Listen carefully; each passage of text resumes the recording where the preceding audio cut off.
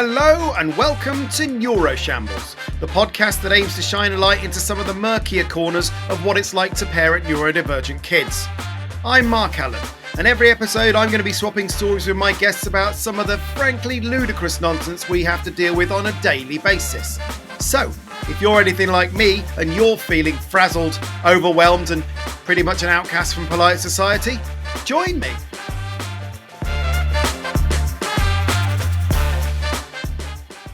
Hello and welcome to episode 36 of Neuroshambles. Welcome back and thanks for bearing with me while I took an extra week off in order to navigate the Easter holidays with my lot. Hope you managed to get through it relatively unscathed and significantly more full of chocolate like I did. Before we start, I just wanted to read out a message I had from a fellow neuroshambler that I had on the socials, which made me giggle. This is from B, who said, "Hi Mark, just had to share. My daughter took her trousers off when she got home from school, and I asked her why she always does that when she gets home. Her reply was, I like to free my legs from their trouser prison." Which sounds an awful lot like something Jay would say, and increasingly India at the moment as well. So thanks for sending that in, B. And if any other neuroshamblers have any what the flip moments they want to share, please feel free to email hello@neuroshambles.com and it will definitely brighten my day. Anyway, we have another splendid episode coming up where I'm going to be talking to a new guest about a long-awaited topic of the week. We're also going to be discussing Neurodiversity Champions, tiny epic wins, and sharing some of our own what the flip moments. So I shall dally no longer. Let's get into it. Meet the guest. This week's guest is someone I've been aware of for a while now, as she is doing some wonderful work in helping neurodivergent children and young people understand their own sensory profiles so they're better able to advocate for themselves. As well as being a parent of a neurodivergent child, she's also a qualified teacher, a mentor and a public speaker who runs a fabulous company called Outside the Box Sensory. I am delighted to be able to welcome her onto Neuroshambles for the first time. It's Helen Daniel. How are you doing, Helen? I'm great. Thanks so much for having me. I'm really excited about our chat today. I'm delighted to have you here. So before we kind of launch into any episode of Neuroshambles, we need to understand a little bit more about your setup there. So what neurodivergencies are at play in your household? Okay, so we are in a completely neurodivergent family. My son is autistic diagnosed. I am late diagnosed or ADHD, so autistic with ADHD. Double whammy, nice. Double whammy. I've got so many different diagnoses. I've got them across the board. Dyslexia, dyspraxia, dyscalculia. It's great. And then my husband is not diagnosed but is neurodivergent, and it's really interesting because we have completely different profiles, as in I'm the kind of neurodivergent that needs to look at your face to read what you're saying to me. Right. He's the type of neurodivergent, and so is my son, that need to be looking at something else and able to be able to process. Oh, that's fun in your household then. And I'm really understanding of my son in that circumstance, not so much with my husband. I know, I've had that. Yeah, and it helps him if he looks at his phone rather than looking at me, which is the best. Yeah, no, I feel that very keenly. But I've also had to learn to let it go as well, and it's not easy. It's not always easy when it's something that I feel is important to communicate. And we joke about it now. Mm-hmm. That's the best thing you can do, laugh. We have different profiles. So one of the things we've had to get really good at in our relationship is communication, and we communicate very differently. Yes, I communicate a lot, him not so much. So with my son, he's kind of a bit of both of us, so that works quite well. So what's he's diagnosed autistic, but not ADHD. He's not diagnosed ADHD, but there are definitely traits there. If you looked at his bedroom floor right now, you would definitely see ADHD traits. It's not organised. And also, I can't then be frustrated because I'm the same. So I'm like, meh. Yeah, exactly. You've got to let a lot of stuff slide in our households, don't you? Yeah. So, thank you for introducing me to your neuroshambolic setup there. You're in the right place. What's the topic of the week? So I've discussed so many different topics, but there's been a glaring omission that loads of listeners have requested that I do something on, and that is the topic of school.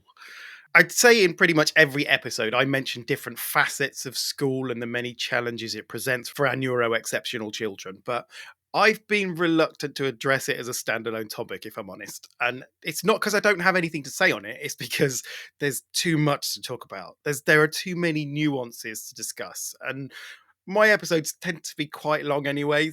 And I thought that if I do a single episode on just school, it's going to be like 12 hours long and I still wouldn't be able to explore it fully. So I decided to split it into several different episodes. So in future episodes, I'm going to be covering loads of other school-based topics such as secondary school, school avoidance, homeschooling, education otherwise than at school, an episode with a head teacher, and hopefully one with a Senko as well, just to get a full rounded picture of what's going on.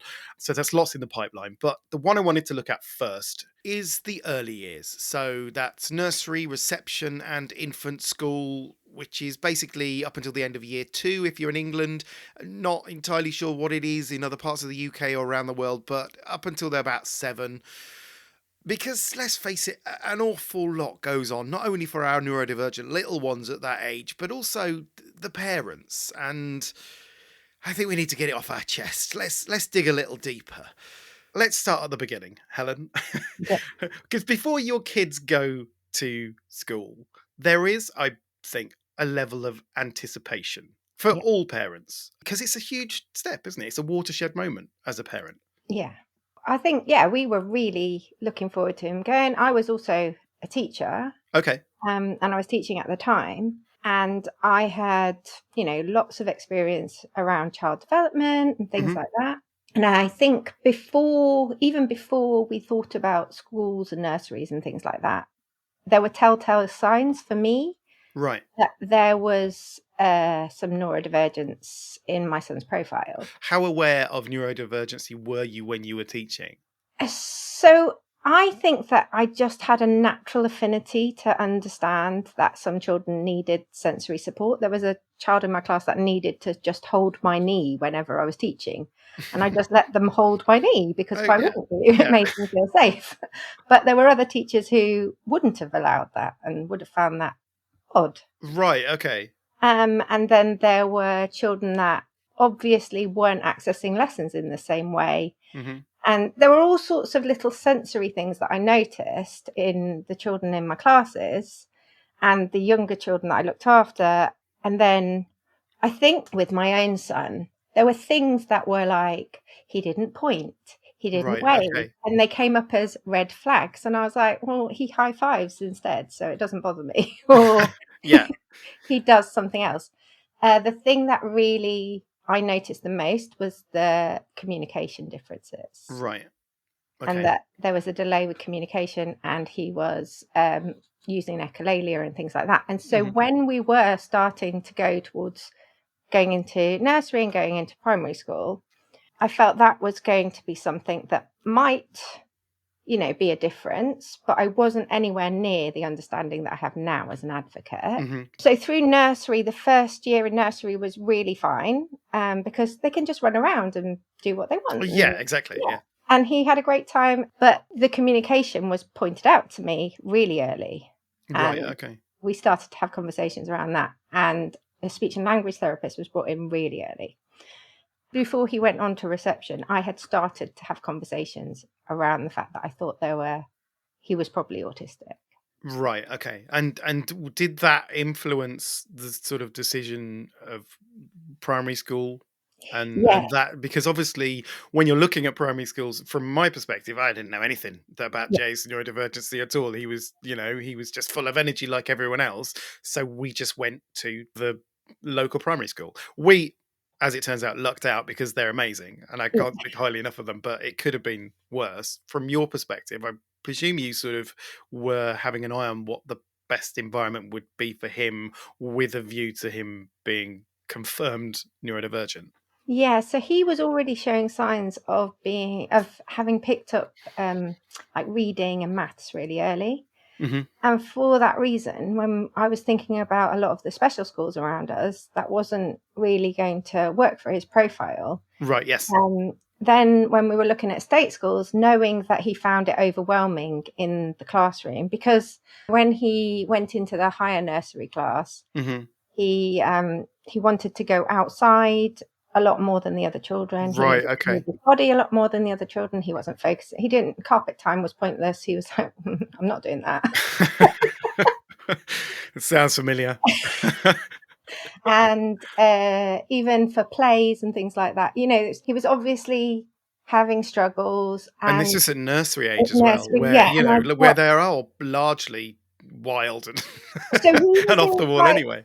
Because he was in a private nursery that was attached to a private school, it was quite structured. Right, okay. They brought in structure quite early, so they sat and did activities, and I was like, that's not helpful for lots of children, because early is so holistic, and yes, I think it should go the whole way through in that way, obviously, really holistic and supportive and self-choosing and all those sorts of lovely things. But it really, really, you could see the jarring between his profile and the way that nursery was set up. He was very loved. He was very cared for. They adored him, but he had all these challenges with doing what was expected. Then when we were going into reception, I was like, well, those expectations are going to go up, so we need a diagnosis. But when you applied for the primary school, he wasn't diagnosed, but were you just sort of making the assumption that that's probably on the cards? And we also decided then to go with a private school, right, a holistic private school that was going to be supportive and have small class sizes. And that was already on the cards anyway, because my husband went down that route. I went the state route and had always taught in state beforehand. Right. So we had differing opinions, but we decided, actually, knowing the things that we knew about his profile, that would be the best place for him, probably. And it worked really well for us. Right. Okay. So when you're sending him to school for the first time, there's already, suspicions of neurodivergency. I obviously was oblivious when Jay went in, but there is that level of anticipation of excitement of you're now going to become a different person, because you're so used to curating their lives every day. You're with them. So even if they go to nursery, that you're still very much involved in that, and you don't really anticipate that they're going to be learning in the same way. So releasing them into the world of primary school, from my perspective, certainly was like, you're going to learn these amazing new things, and you're going to come back and tell me about them, and you're going to make friends, and there's all of this expectation when you first sort of send them off on their first day. Yeah, and I guess I had this feeling that he, his communication would explode, and because I could see that he was bright, all these amazing opportunities, and your future is so bright. I suppose the difference for me is we started that process earlier, of having people say, even at nursery, every single day at the door, he couldn't do this, he couldn't do that. Here's the communication book. He wasn't able to do this. Dude, give the kid a break. He's just he's just working himself out, man. And I think that is a huge thing that parents carry, parents of neurodivergent children carry. Yeah. Feeling like your child is wonderful and amazing, and then all of these expectations that are wholly inappropriate for them are placed upon them, and all of a sudden you're told, no, your child is failing. And I'm like, how can a 3-year-old be a failing human child? Yeah, that is a horrible introduction, because that's what you're getting told as well. And I've discussed this on previous podcasts, but what are they getting told at that age? Like, how many times are they being corrected and told that they're not fulfilling expectations? And that's before it even gets to you. How many corrections would it have taken for them to go, yeah, this dude's not getting it? Yeah, and also I think because his communication was different, and he appeared to be, I would say, delayed communication, but I know differently. He was just communicating differently. Yeah. He was underestimated continuously of what he was capable of, and because his speech was not as clear or not as articulate, even at 3 and 4, this was happening. And then on top of that continuous, ongoing negative feedback has definitely had an impact on him and his well-being. Yeah. And we are dealing with that now. That's interesting, because I think Otto had a similar thing where he had difficulties with speech early on, but he had the vocabulary, but he found it difficult to articulate. Yeah. And he was referred to a speech and language therapist as well. And the way she described what was going on for him was quite interesting. That she said his brain is like a Ferrari and his mouth is like a Skoda. That Right. So it's like driving a Skoda with a Ferrari engine. He can't quite keep up. And it's that I quite yeah, liked the way that is how it is with him. And I think yeah, that may well have played a part in the fact that he has low self-esteem, I think. yeah, And 100%. And I experienced that in school. I experienced being told having all kinds of negative messages when I was in school. And I tried not to do that when I was a teacher. However, you do it inadvertently because you say things like, oh, look at so-and-so sitting next to you. You get taught this, by the way. right, okay. Look at so-and-so sitting next to you. They're sitting so beautifully. Oh, look, you're all now sitting beautifully. You get taught judgment. Really? Yeah. It's like, oh, look, everyone. Jay is rolling himself in the carpet. In the carpet, sorry. The reward charts and things like that. I had a child who was started with me, and she could only ever sit with her bum in the air. And I loved that. So she would have her head down on the carpet and her bum in the air. She was young. We were talking the end of reception, and she came like in. a downward dog vibe. And I just loved her so much. But it wasn't okay for her to do that. She had to sit. So my job was to get her to sit the way that she was expected to sit. How do you do that? Where do you even start? Look at how so-and-so's sitting. Yeah, but if they're autistic, they don't give a shit how so-and-so's sitting. Oh, great. I observe that they're sitting like that. I'm going to be doing this for the rest of the day. Thanks for your observation, but I'm going to crack on.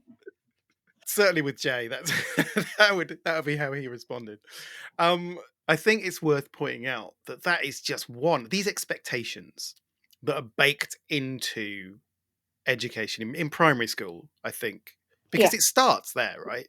Yeah. Nursery can be a little bit more free form, unless you're going private, obviously, in which case it sounds pretty regimented. But generally, it's like free play, and we will coalesce at some point to eat snacks and then just disappear again. And it's a bit more free form. Certainly, the one that Jay went to.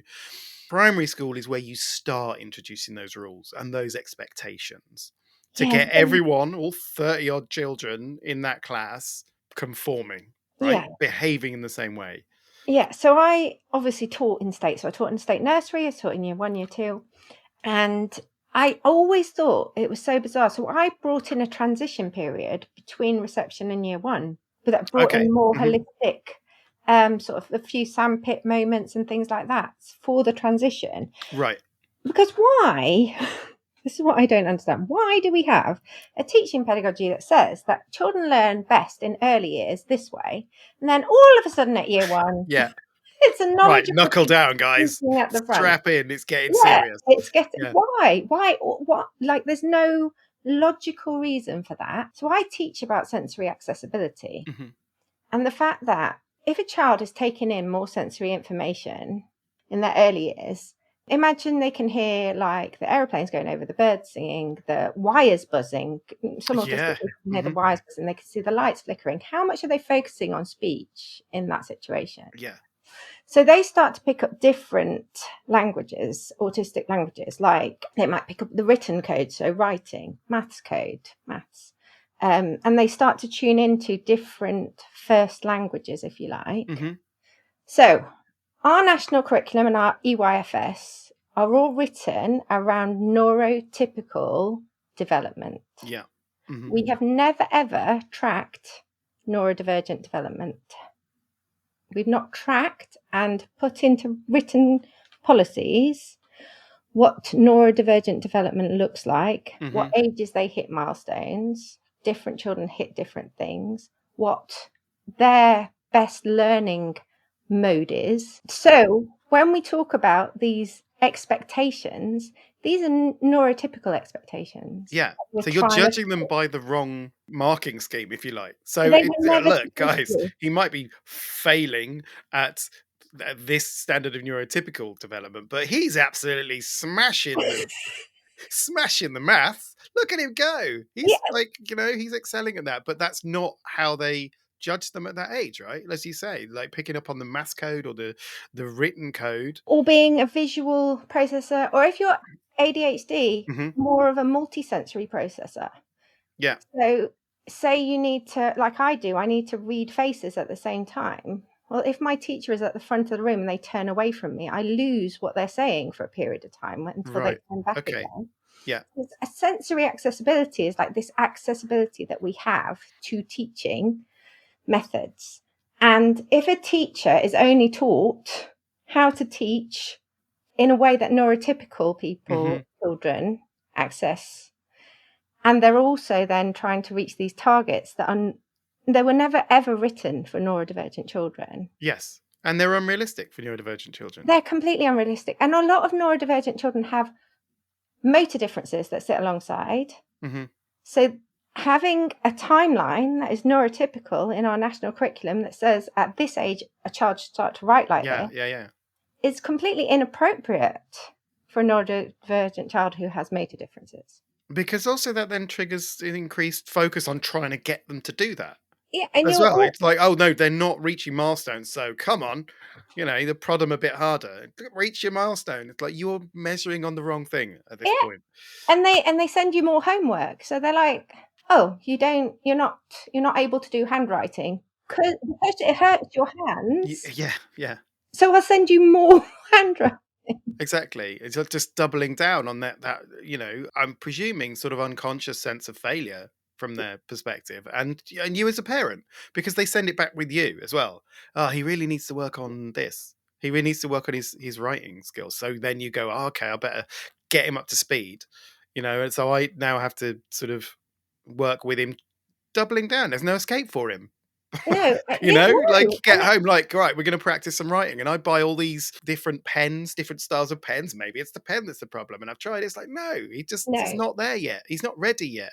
So the AT for my son, I went into the last EHCP meeting that we had because we're not in school anymore. But we went into the last EHCP meeting that we had, and she's just said, "We're taking the handwriting target out, aren't we?" And I was like, "Yeah, yeah, finally." Don't bother yourself with that. No, he's not interested. You shouldn't be. No. So maybe here. I'm making this up as I go along, by the way. Maybe those early years aren't to help them to achieve milestones. Maybe the whole point is understanding their neurotype and how they want to learn. And then once you understand that, you can set appropriate milestones if you need to, or remove the milestones if you need to at that stage. So the early years are not focused on achieving set goals. They're focused on achieving an understanding of how those children learn. Yes, so I am a massive advocate of sensory profiles, and I think that that's what we need to be focusing on. What is this child's sensory profile? What are they accessing? How are they accessing it? How can we facilitate that? What are their special interests and their executive functioning all sits in those areas. Yeah. The areas where they're focused, that's where that all sits. So a child in my family who's very musical, we were told they didn't have particularly good executive functioning at school because they couldn't follow verbal instructions. Well, verbal isn't their first language. But if they sit down to play music, they can play beautifully, they can move their fingers, they can play by ear. They're using their motor skills, they're using their executive functioning, and it's wonderful and amazing. But that isn't something that we look at in schools. No. We don't fail children on not being good at music. We don't tell children they're failures if they're not good at art. Yet we don't, if neurodivergent children, that's their ability area, if you like, there'll be children that are using their visual sense and not their speech at all. Right. Okay. And if you look around when you're walking around, there's patterns everywhere. Like, we as human beings love patterns. There's patterns in the street, there's patterns in the fencing, there's patterns everywhere. And they recreate that in their play, show you patterns. And then we as a society go, oh, that's weird. But it's not. For lining up the cars and stuff. And Yeah, this is like like the that. cars in the street are lined up. Yeah, The exactly. bricks in the house are lined up. Everything we do is in a pattern. They're just showing you what they're Yeah. learning. And then like they said they're doing that, and it's like, stop doing that and listen to this. It's like, no, but this is me showing you How I play, how how I've I play. learned, Yeah. what I'm doing. As a teacher of children of that age, that must have been quite hard for you to sort of understand that people learn in different ways, but you're still having to point to the milestones, and you're still having to feed back to parents that that child is not reaching the milestone, possibly knowing that there might be other things at play there. I don't know what was causing me to feel so much angst about the fact that I was trying to get these children to reach these targets. It was just an underlying constant anxiety for me as a neurodivergent Right. person. Okay. Not only as a teacher with the children, seeing their struggles, and having had those struggles myself, but also as a neurodivergent teacher trying to navigate the social expectations of being a teacher as well. Right. Because you were you diagnosed at that point? So No, so I you didn't get didn't diagnosed. know why, you just didn't want to see people. So our household is such a contradiction because we love seeing people. Right. It's just there are some times when we see people and we just make faux pas left, right, and centre because they're not thinking in the same way as we are. So we say things and it's a faux pas. Whereas the other day I gave a talk and I sat down with all neurodivergent speakers and we just talked over each other, talked at each other, and had an amazing time because we're Yeah. all info dumping away and having a great Yes, time. but no one's sort of pointing at the neurotypical conversational rule book and going, "Look at this, you spoke over me. You didn't give me eye contact." So really interestingly, as a teacher in the early years, I saw how hierarchies start to form in nursery. In nursery? Okay, Yeah. So that's early. there were like children who were calling the shots, I guess, deciding what would happen and what we're going to play today. And other children fell in line with that. And Yeah. we're like, oh, right, if I play this, she'll be friendly to me. And if I don't play this, I get left out. So I will play this. And it started really, really early. Whereas our neurodivergent children often aren't involved in that, learning about those The social social hierarchy things, yeah, hierarchies. they don't pick up on it They at all. don't pick up on it. And so all of that speech that's going back and forth, you might have a neurodivergent child who's an early speaker, but they might have picked it up from books. And then they speak completely differently. And they don't pick up on those social... Just thinking about Jay, who speaks, as I described before, like a Victorian landowner. When he was young, it was just that his terminology was beautiful and hilarious, but it was very other. Yeah. And other children notice that and don't know what to do with it, so reject it out of hand. So that's the double empathy problem. Damien Milton. That is about the mismatch between communication styles, but I think it starts really early. Like your ADHDers aren't doing as good listening because they've got so much multisensory going on. They're doing a lot of talking, but not as much taking in. Yeah. And so other children get frustrated with that. And then you've got your autistic children who are just interest-based. Yes. Yeah. And then they go through into social situations. And then in primary school, the cognitive processes that go on for neurotypical children around that hierarchy gets more complex. Yes, there's lots of nonverbal communication in there. There's status stuff going on, and so essentially our neurodivergent children are sort of outside of that, and so they're not playing by those rules. So I guess socially they're being disregarded by their peers. They're not being included, because it's certainly something that both of the boys experienced. India, I think, was different. In the India was quite high masking. So I think picked up on that and observed that and went, well, I'll just toe the line. I'll just, fall into place. I think over time she's been much more like, no, these two are my people. Right. They are equally as bonkers as me in our own little way, and everyone else not fussed about. But I think in the early days it was a bit more just sort of towing the line in terms of those neurotypical social expectations.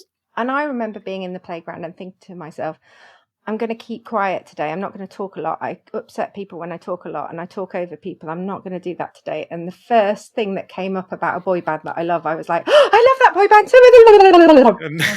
too. No one could shut you up. Yes, so it's interesting that you were aware of that at that age, because I don't, I have no idea of how aware my kids are of the fact that they are different and that they are. I can see it a mile off as a parent. The social, because so much of primary school is about learning those social rules and learning to make friends, and I can see, and one of the early signs of neurodivergency in both of the boys was that we could see that they were rubbish at doing that, right? in a neurotypical way, just to be clear. Yeah. But they really struggled to make friends, partly because Jay didn't particularly want friends, so he didn't see a value in, and also he does his own thing. His teacher described him in an early parents evening as being entirely driven by his own agenda, which is still the most perfect description of him I've ever heard, right? So he wasn't going to bend himself to conform to someone else's conversational expectations, but we noticed quite early on that they didn't fit in, and I wonder how aware they were or they are of that. And so you're saying when you were little you were aware of that. What Yeah, sort of in age would that primary have been? school. In primary? And also, I remember seeing my son at play dates, and he would go very, very quiet. And when the other children started talking and chatting, he would look around just confused, like, what are they doing? Like, what are they doing? What's these guys? Losers?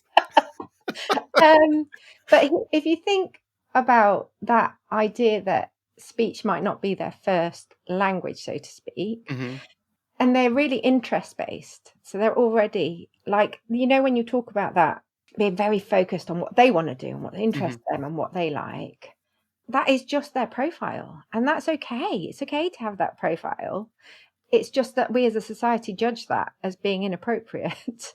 And as well as that, if you are learning speech on the job, if you like, you're catching up, speech very much for neurodivergent children does what it says on the tin. I'm just going to say it. I'm not thinking. So, I say in the book about if you give a neurodivergent child a present, they're like, I don't like that present. A, that I'm communicating what I'm thinking, and B, that's useful information for you to know, so you don't buy me that again. Yes, yeah. But as a society, for some reason, we've made that like, you're supposed to lie. You just, just smile and say thank you, and then... But why? Why do we have to take care of the other person's emotions? Because that's apparently how society rolls. I mean, I don't make the rules, but I do adhere to them rigidly because I am cripplingly neurotypical. But yes, your point, I completely understand your point. And that's where I've had to shift my thinking completely with my kids and the way that my kids communicate with me and communicate with other people. Trying to not guide my children to follow neurotypical norms unless it's absolutely necessary, if you bump into someone, just say sorry. Like, I know you don't mean it, but it'll just stop them thinking you're a douche. I mean, that's not how I explained it to them, obviously. No, but there are some rules that you can try and nudge them towards. Again, no expectations. Again, 2/3 of my children are PDA. So in school, if you think about so teachers often see neurodivergent children as rude in the way that they're communicating. But in all honesty, they're just communicating how they feel. They don't have the process of going. So if they're a visual thinker, they might have to take your speech, turn it into pictures, like Temple Grandin talks about this, and then turn it back into speech. In that process, you don't have the opportunity to think, oh, but also I need to look after your emotions in this conversation. I need to read your body language and understand how you're responding to what I'm doing, and then or think about how you would perceive this in the same way. It's the double empathy problem all over again, which we discussed at length in with the empathy episode with Heidi Maver, and we also talked to Pete Warmby about it in so this it's coming up loads, the double empathy problem, and it's sort of like that just opened my mind, and it's a wonderful way of looking at things, and And completely I makes think sense. it's not understood in schools. No, It's well, I not. mean, I am a parent of 3 neurodivergent kids, and I didn't understand it until about 4 months ago. You Yeah. know, I understood broadly, but it had never been put in clear terms for me to be able to understand and move forward with, I guess. Yeah. And this is, if we don't understand it, and if teachers don't understand it, how are other kids supposed to understand it? And Yeah. this absolutely gets in the way of that communication and that socializing and their ability to make friends. And they don't know about their sensory profile either. So they're sitting next to a child next to them thinking, why can't I do the same thing as you? Mm-hmm. Why can't I access this lesson? Why can't I understand what's being said? Why can't I process it in the same way as all the other children who are doing well in here? So it's all of those feelings that neurodivergent children in primary school, in secondary school, have inside them. Yeah, Not from an early age, devastating. they understand that they don't fit in, right? They're not matching everyone else's expectations. Yeah. Which is heartbreaking to think that that's what our children are going through. And I think for that reason, my son sought out and found children that were not as speech-based, so they would play tag in the playground, Okay. that were into the same interests as him, so they talked about Pokemon continuously. We always really went with his interests. Mm-hmm. I don't know how I knew that, because I didn't do my master's until I was in my 40s. Mm-hmm. And that's the master's is the thing that really gave me the language to understand that jarring I had when I was teaching in primary school. Right. Okay. So what was your master's in? It was in autism studies with Luke Bearden, Dr. Luke Mm-hmm. Bearden, and some other amazing tutors who just talked to me about social constructs in a way that I had never had to, explain before. But even before that, I just had this belief that my child should be my child, 100%. Yes. He should be himself. And therefore, there were all kinds of conversations with my husband around, just let him. So he was really into traffic lights at one point, and I just bought him loads of toy traffic lights, because why not? Exactly. But other people got very concerned about this and were like, well, he won't be able to socialise with other children if you let him be into traffic lights or be into lifts or be into the things that he's into. Then maybe they're not worth socializing with. Yeah. If they can't get on board with traffic lights, they're not worth knowing. And he has been grown up with that sense of himself. So he is very interest-based. Mm-hmm. I'm proud of that. Yeah, which is great, which is fabulous. But having said that, we have had to end our school journey because he started to show signs of avoidance. Right. I believe because of the continuous underlying message that a lot of what he would say or do in lessons, like there's been so many examples. With inference, mm-hmm. he has a completely different set of rules for inference, right, to neurotypical children. So, he went through, we had therapy in the past where he learnt that green meant happy. So when he is speaking about English, and he might have said, maybe that girl's green with happiness. Right, okay. Making up his own metaphors. But that is based on what it makes perfect sense to him, yeah. Making up his own metaphors. When he's thinking about, when neurodivergent children are thinking in inference and they're like, what's it like to go on the beach? Well, some neurodivergent children are going to be like, it's awful. Yeah. So as traumatic as a day on the beach. Just like, I don't think that tracks with the neurotypicals. Sand in my toes? No, thanks. Yeah, I totally get it. But because it's so subjective. But then they're told, no, that's wrong. He's answered speech and language questions. No, you're wrong. Mm-hmm. And when that happens continuously throughout school, throughout your time, even though he's incredibly bright and there's all these amazing things, that affects you. He's trying to avoid academic-based questions where he doesn't know the answer, where he's not sure, Right. Yeah. which obviously doesn't work if you're in a classroom environment, because Or a he test doesn't, situation. Yeah. he doesn't want to answer any questions because Yeah. he's worried. And on top of that, Which is an entirely reasonable response to isn't being it? continually told that you're wrong. It's like, Yeah. oh, just, I'm going to avoid that because that makes me feel bad. And his school were amazing and are amazing and love him so much. Like the Senko adores him. They are brilliant, but they can't change the national curriculum. They can't change the system. But we can, Helen. Starting now. No, this isn't the start of a movement, but it's definitely it's definitely something that needs to change, I think. So we've been sort of talking about initial challenges, certainly in terms of the social challenges that our children might face at school and some of the learning challenges. There's also, just school in itself, I think it needs to be acknowledged, is overwhelming. Yeah. Like, as a parent going into a school, it is absolute carnage. Like, I am overwhelmed as a allegedly neurotypical grown human. I am completely overwhelmed by it. It's the echoiness of it and the smells and the noise. They're just the noise. So that's me. How on earth is a neurodivergent kid supposed to thrive in that environment, to be able to pay attention to what a teacher is saying with everything else that's going on? If you think about the riot of colors on the walls and the noise that other kids make and the scraping of the chairs, and all of that is triggering to me. So I can only imagine what our kids are feeling.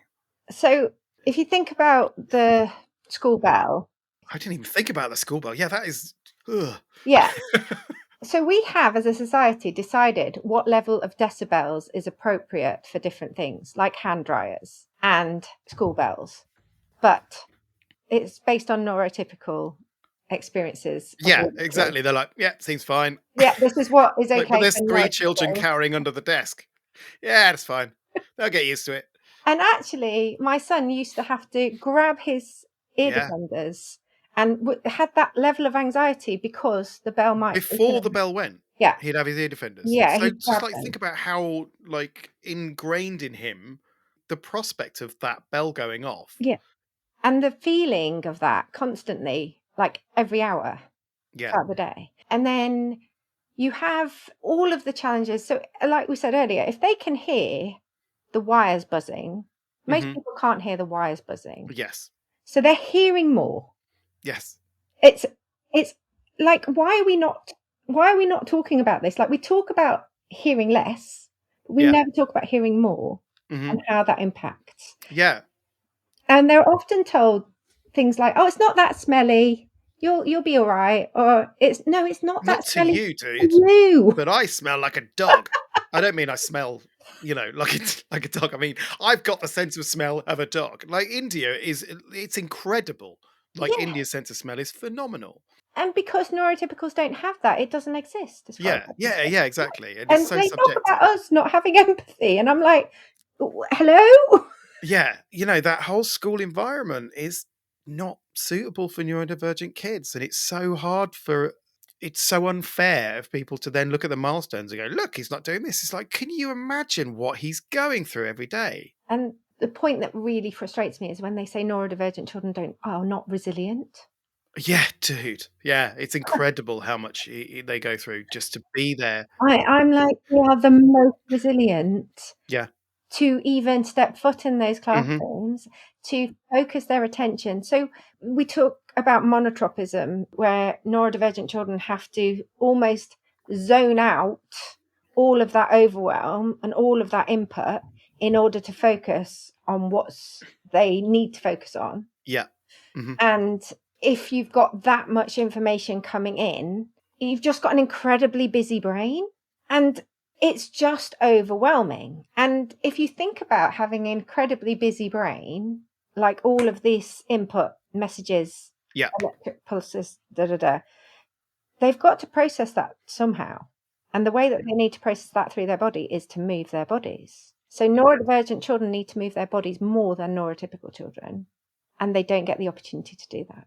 And because you sometimes you look at a classroom and you see children sitting still, and it's mind blowing to me because it's just not anything that I'm used to experiencing with my kids. And that is again one of those things that stands them out from their peers is that they need to move, they need to Mhm. stim, Yeah, they need to make noise, they need to, like Jay needs to hum to himself sometimes when he's concentrating. All of this stuff is other people perceive as disruptive. It's like it's what he needs. This is him trying to level the playing field that he's having to compete on, yeah, and he's not allowed to do that. I mean, I say that Jay's school have been phenomenal. yeah. Like all of my kids have been in that school. I can't praise them highly enough in terms of giving him movement breaks and letting him walk to and from the fish tank when he needed some time. There's loads of accommodations that they made for him. So, but I'm aware that not all Not all schools. all schools are like that. We had the same. We had an amazing team around my son, and he was able to go out and they had sensory circuits, they had all kinds of things, and he had support to do that, to go in and out. So we had the same. I also think in primary, that's much more the case than when you go to secondary. Yeah. When it's done well and they're given the opportunities to move their bodies, it's fantastic. But actually, the environment's still shockingly bad for them, isn't it? This is the thing. I think fundamentally, something that Tam said to me once, just off the cuff, that I just love the phrase. But Tam just went, fundamentally, our kids are not school shaped. Yeah. And it made perfect sense. Certainly Jay, Otto, increasingly, it's not made for them. Like that environment is not made for them. Academia, Yeah. yes, 100%. They are smart kids. And if they're interested and they're engaged in something, they will fly with it. But the school environment is so tough for them. It's so difficult for them. And I see it every day. And over time you start to realize that they're struggling. You initially send them in, you're like, oh, they're hanging around people and you think they're okay. Yeah. And in the early days, we were told they were doing okay. But over time, you notice that they're not. And that is, with both the boys, it was socially and kind of over time, there's this dawning realization that there are challenges that they're struggling to meet. And it became very clear that other children weren't, not just from watching the children, but the fucking parents. The parents going, oh well, my child's doing this, and you notice because it feels like you're standing on the sidelines. I Yeah. think as a parent of neurodivergent kids, when you see other parents arranging play dates for those other kids because socially they click, right? Or you see the chatter about, oh, are they going to go to the school concert this year? Or are they going to do the school play? Yeah. All of these things that it's like, my child is not going to be able to do that. Doesn't want to do that. It's not for him. So you start to feel isolated. Yeah, and I think I, to quite a large extent, felt isolated around other parents Yeah, absolutely. because the parents themselves seem to, a lot of the parents, not all at all, because I had some lovely parent friends, but the parents themselves seem to have sympathy, a weird sympathy, but not empathy. Right, okay. So They they knew that something was different. Yeah, it was so odd. They would talk as if, oh, Oh, like out of gonna pity.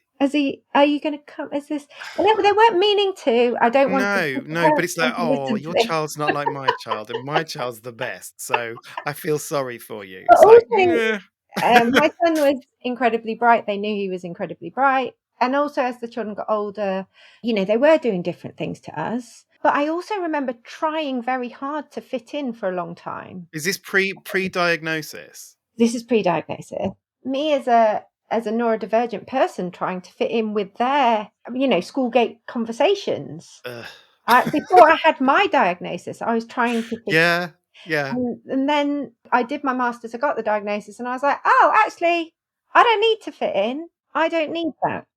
It's a big moment, isn't it? Because you feel inadequate.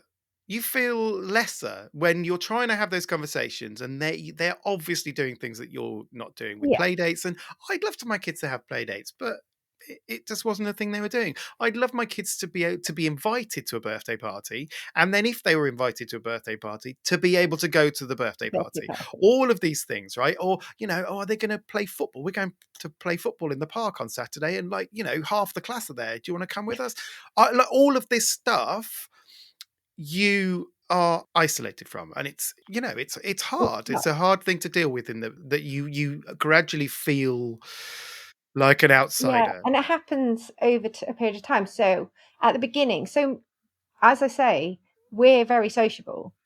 My son is very sociable, so he was invited to all sorts of birthday parties, but they started to become less and less. But he had his core group, so he would go to those sorts of things. So we were lucky in that way that he had a core group of children who he still, even though we're out of school, he just had a birthday party, and we invited some of the old children from the school and some of the new children from the home ed setting.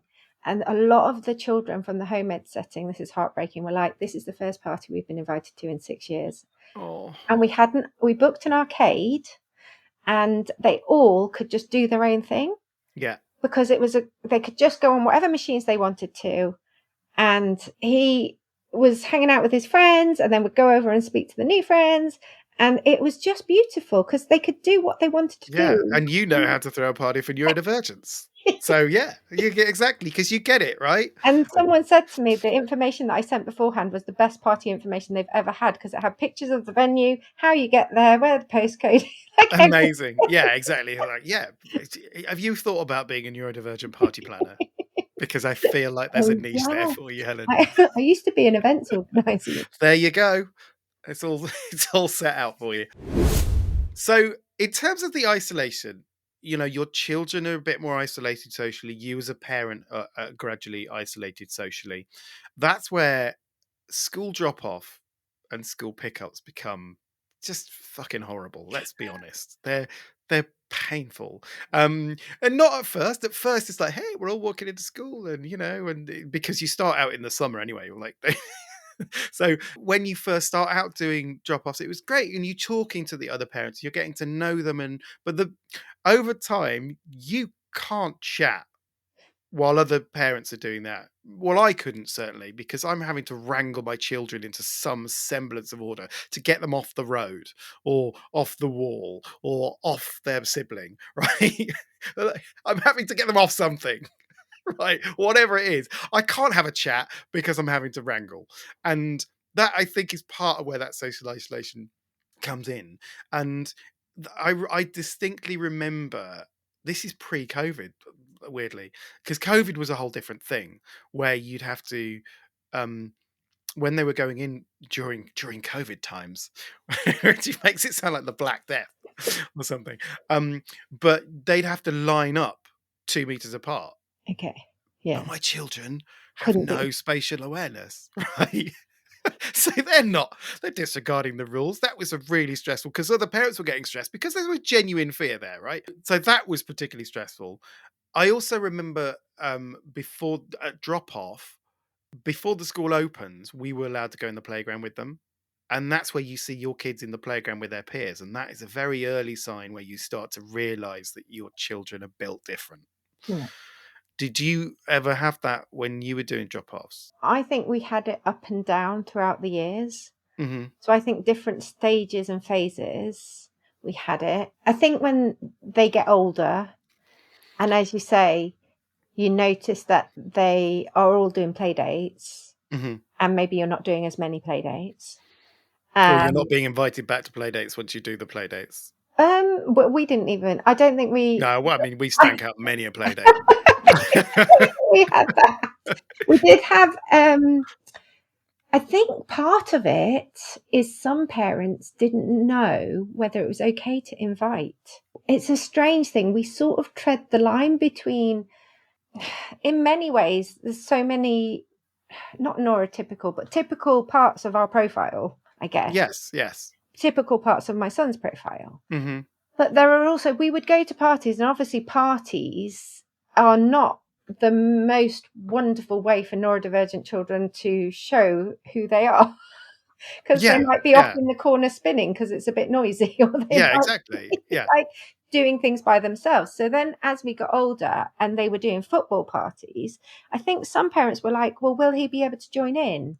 Or, Did they invite you and so, let you make that judgment? and I don't think they did. Because And if I there are think, any neurotypical parents listening to this, don't know, maybe you're curious. Invite us. We're the people that should be making that call, right? Okay, it's not on you. You don't. I barely know the profile of my own child, so I don't expect you to. So invite us anyway, and we can make that judgment. Pretty much, almost certainly on the morning of the actual event. yeah, and I think the majority of people who don't spend time in neurodivergent families or with neurodivergent children, they don't get it. So No, they're no. scared of it in a way.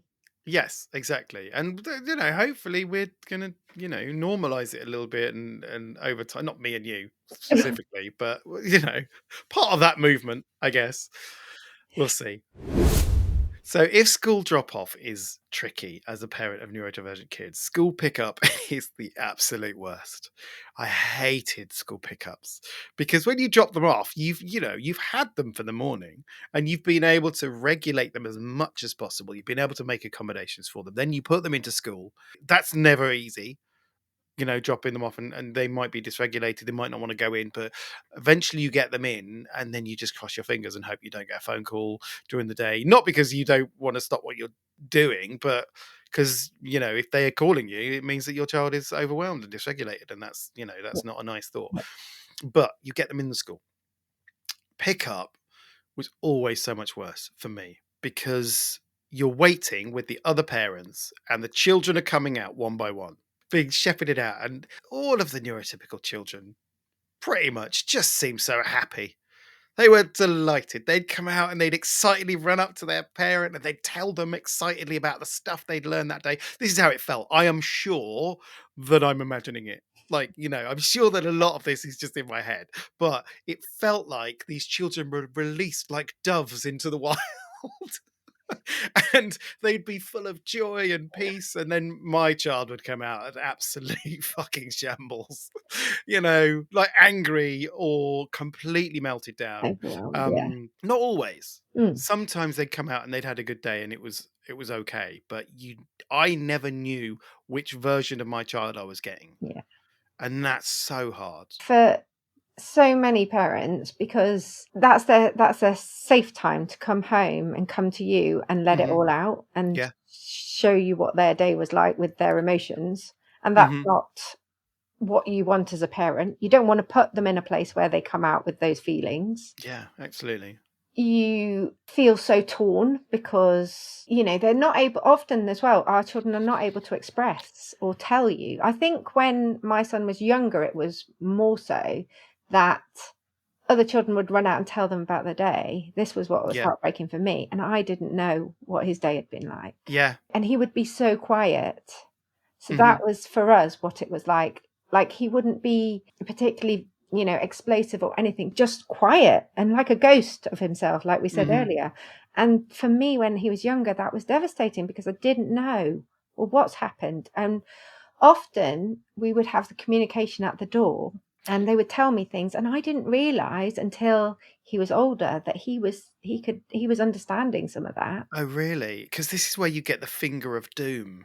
Yeah. Do you know, like where you get beckoned over by the teacher? Because they oh man, it was heartbreaking because what you hope for is that your child comes out and they're smiling and they run to you and then you just get out of there, get you home, let your get your school clothes off, just get naked and let it all out. Fine, but very often they'd be held back and then you get beckoned over by the teacher, and they're not doing it to tell you off. You're not being told off, but it feels like it, right?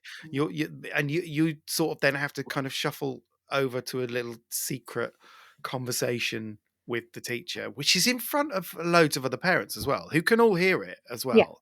And they tell you about how your child struggled that day and what initially it was like what they weren't able to do before diagnosis. It was like, well, he didn't do great listening today and he wouldn't sit still and he didn't listen to me and he rolled himself up in a carpet at reading time. All of this stuff, and it feels horrible. as a So parent to be getting the finger of doom. and I think so we had a communication book that would Mhm. come back and forth. And for the first few years when we had the communication book, it was all about all the milestones he's not reaching, all the behavioural expectations he's not following, all the things that he's not sitting down or doing this. But then after a period of time when the understanding grew of, oh, hold on, this is the profile, the communication book became beautiful because of the people around him. So it became just fulfilling and amazing. And this is all the things he can do. We had this challenge, but this is Oh, what we that's did. great. That's I great. know. Yeah. So I have experienced both. I've experienced that feeling of dread. Yes, And yes. that's devastating as a parent because this is your pride and joy. It's your, you know. Yeah, it's like, I'm doing my best with him. This is the best I've got, man. And actually, my son was overly friendly, was so Right. friendly that he wanted to hold hands with children all the time. Yeah. And when we got that sense of understanding, the teacher actually said, right, we've made a rule. He just says, can I hold your hand? If the child says yes, he holds them. If they say no thanks, he doesn't hold them. And the children would go round and find him and hold his hand and sit next to him and hold Oh, his that's really sweet. hand. So, when the understanding is there and the support Mhm. is there, it can be pickup isn't traumatizing when they get it right. But as I said before, it's so hard because they can't get it right because there's all these other things like the environment Yes. and Yeah. other children Mhm. and the expectations. But sort of diagnosis and an understanding of their neurotype definitely changes the approach to those conversations. 100%. There's no judgment or blame there. It's just sort of reporting back on, he found this difficult today, which is true. And you He say, did "Well, find it that's difficult. fine." Yeah. Stop making him do it. I had that with India. India would not put her coat on to come out into the playground. It's like, yeah, she doesn't like coats. Stop making her do it. And but to be fair, the teacher, she had two teachers. One teacher was diagnosed with ADHD and totally got it. And I just pulled her to one side and went, "Can you stop making her put her coat on because she feels very sensory about it." She doesn't like it and it dysregulates her. And she was like, "Yeah, totally fine, no problem." The other teacher was proper old school. It's like everyone has to wear their coats to get out. So India would basically put her coat on and I'd just see her at the door with a face like thunder. And she would literally step 1 foot outside the door, take her coat off and throw it on the floor in front of the teacher. It's like, you see, but if that's my favorite pickups, those ones, because I found it hilarious and I think the teacher probably found it appalling, but you know. I think what you said about when you have teachers, and I think this is so important. So I left the profession as an undiagnosed neurodivergent person, Mhm. yet our neurodivergent kids could really do with neurodivergent teachers in there, but they'll be Yeah. leaving in their droves. Yeah. I mean, if it's overwhelming as a pupil, why would you go back as a teacher? Isn't the whole school environment completely overwhelming, And even, now?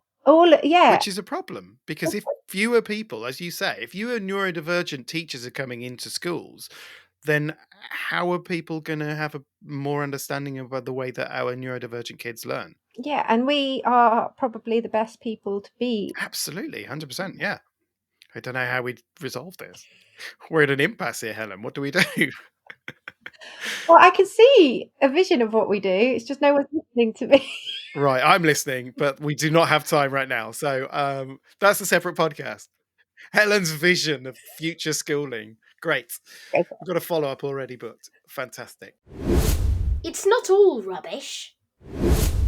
With any episode of Neuroshambles, I like to look at the positive side of things. And I think part of the reason that I've been reluctant to do an episode on school is that there aren't many positives to take from our neurodivergent kids' experiences of school in the mainstream. I think that's one thing I could probably take from it is that it's an important part of the diagnosis process.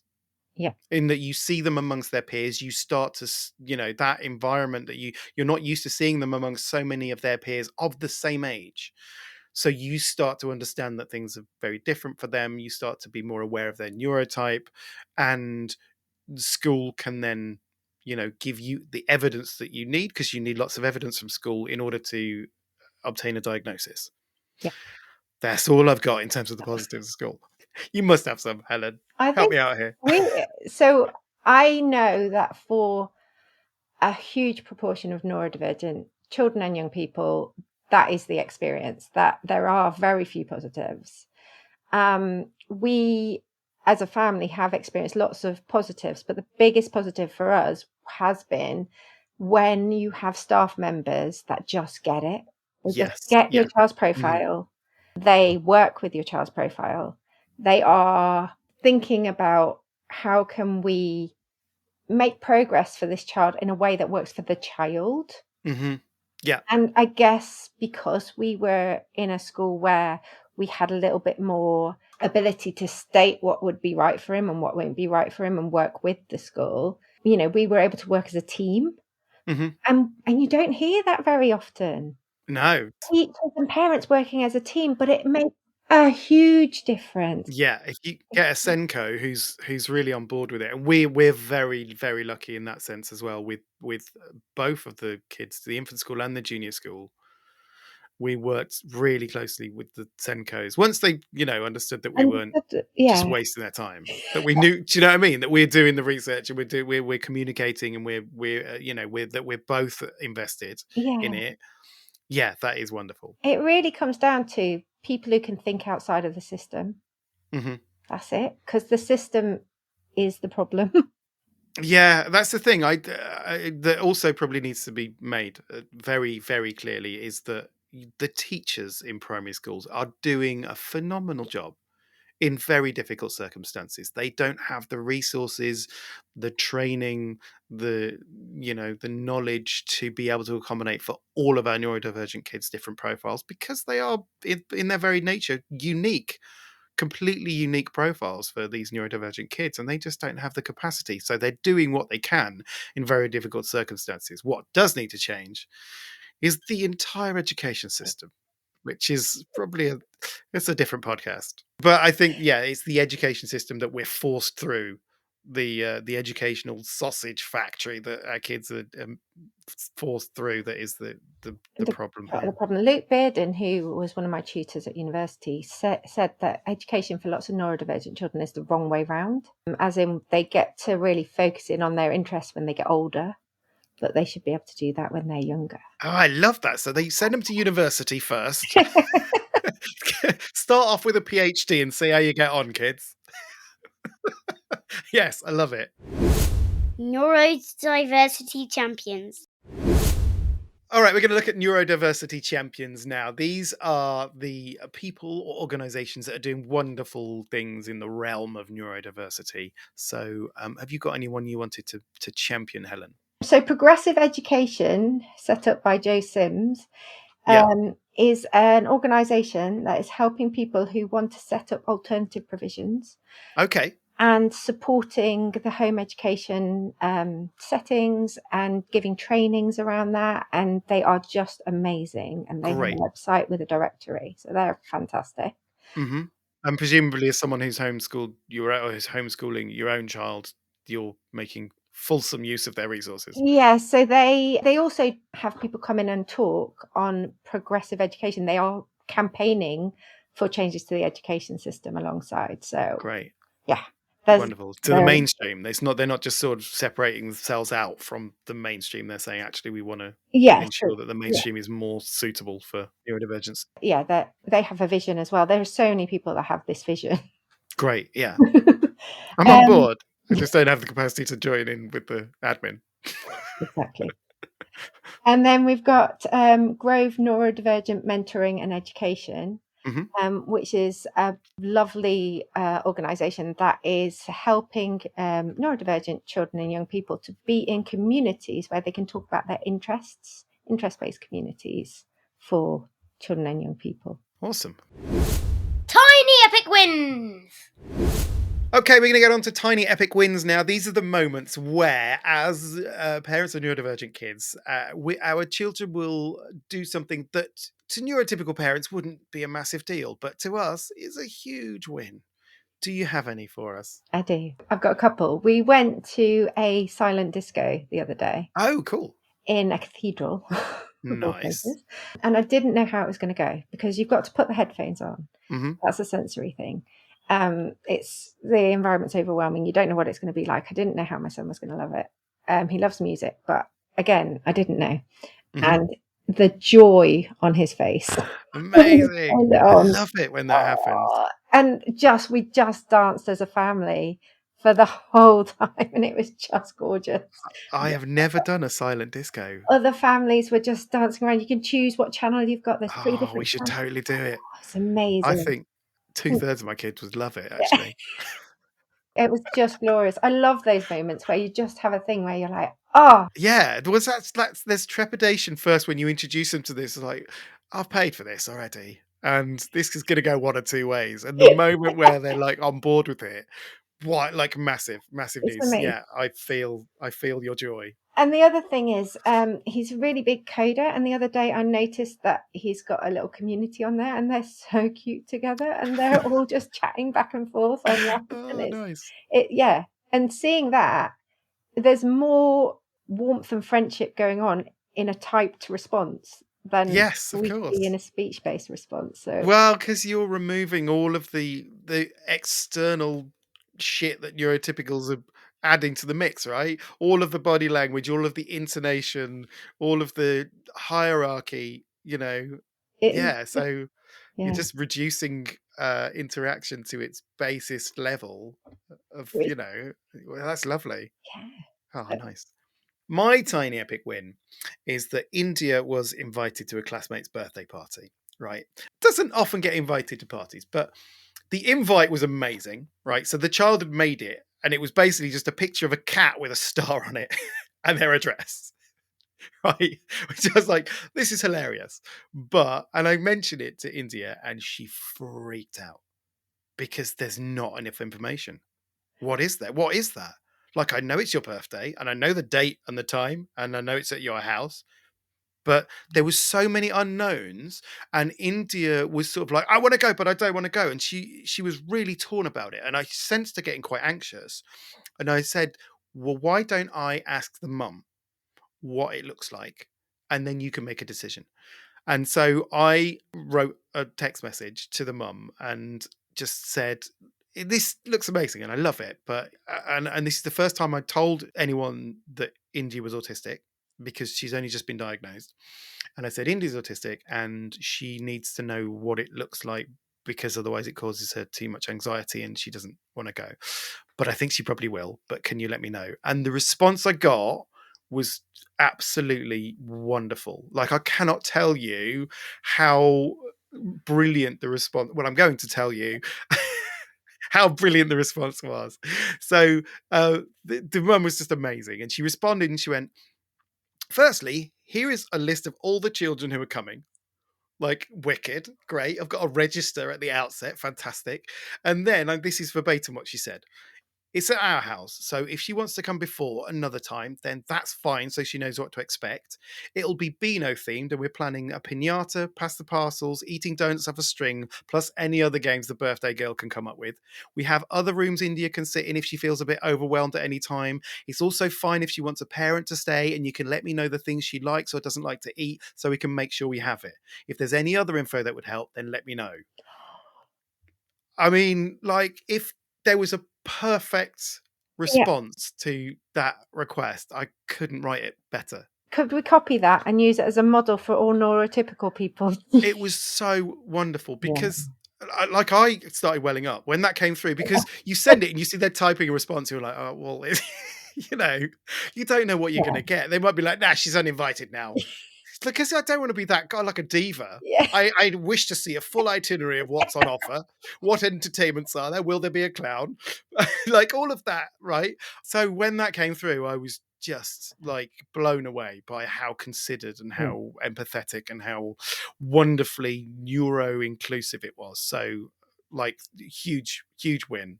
Should actually be in the Neurodiversity Champions bit as well. Yeah. So if there's someone, double entry for that mum. So thank you so much. What the flip? So, what the flip moments now? These are the moments where our neurodivergent children will say or do something just completely bizarre that will flummox us and baffle us and perplex us. Do you have any what the flip moments from your neurodivergent little one? So I wanted to tell you about one from when he was younger because Yeah. it was such a brilliant moment. So he met a child in the soft play, and this child explained verbally all these different things, game that they were going to play. And he was like, "You'll be a fireman. I'm going to go on to the top of the frame and I'm going to act like I need you to save me. And then you run up and come and save me." And my son was just listening, but obviously not taking it all in. Just nodding. There's a lot of instructions in play. And then the child ran off, went up on the soft play, draped himself off something and started shouting, "Help, help." At which point my son ran up, grabbed onto something and started shouting, "Help, help." So the two children just hanging off the soft play, shouting, "Help." And this other child was like, "What are you doing?" And my child was like, "This is brilliant. Help. We're all singing help." I love it. It's like, that looks fun. I'm doing that. I'm doing what that guy's doing. Yeah, that makes perfect sense to me. That was just what the flip moment, but it made me giggle so. Yeah, totally. I've got a couple of what the flip moments. One was from Jay. He was criticizing his classmates at school, I think. He said, "They have brains the size of French walnuts." I was like, That's brilliant. why French ones? And he went, "Because walnuts don't grow naturally in France, so they need to be imported and would end up small and shriveled." Like he's really thought it through as well. And also, I mean, walnuts do naturally grow in France. I'm just not going to correct him on that one because there's just too much to unpick. I just sort of just shrugged and walked on. Just It's go with fine. it. Just go with it. The other one I've got is from India, where I offered her some salt and pepper crackers. And she went, "No, thanks. They'd be better without the pepper or the crackers." So I was like, "What? So You just want some salt. just salt then?" She went, "Yes, please." Love Like, it. I'm not just giving you salt. But yeah, it's a regular occurrence what the flip moments in our household. My son did say to me the other day, we were watching Harry Potter. I said, "Oh, just to let you know, the parents are not around anymore." And he was like, "Are they dead?" And I said, "Yes." And he was like, "Oh, but they old?" I was like, "Yeah." And he goes, "Like you?" And I was like, "Yeah." And he was like, "There's a good job you're not dead, but you are very old." I mean, there's so much to unpack there as well. I mean, I'm glad that you're glad I'm not dead. You could probably dial back the old bit, I'll be honest. But all in all, I'll take the win and move on. So that is the end of this episode of Neuro Shambles. First of all, Helen, thank you so much for spending time with me. Just give us a quick shout out for Outside the Box Sensory and also your book as well, because I want to let the listeners know that it is available and out there. So yeah, the book is Neurosensory Divergence Autistic Languages.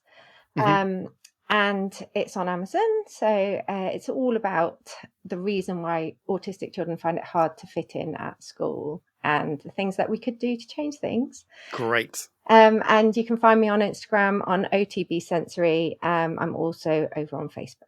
Great. And Outside the Box Sensory, what do you offer there? Okay, so on Outside the Box Sensory, I offer trainings and I go into schools and give talks. And I give talks for parents as well. And there are wellbeing resources on there. And there's future projects coming as well. Exciting. I'll put a link to both of those in the show notes. Thanks for that. Thank you also to you Neuro Shamblers out there listening to this. And yeah, it's always an absolute pleasure to have you guys listening and spreading the word in the socials. If you want to spread the word further, that's fine. Go find someone who hasn't heard about it and let them know about it, because it's always good when other people come on board and go, "Oh, I didn't know this existed." And there's loads. I now have loads of episodes to catch up on. If you've got anything you want to email, please send an email to hello@neuroshambles.com with any what the flip moments that you've got, or any suggestions for future episodes. All of your input is gratefully received. I think that's about it. All that remains for me to say is have a nice life.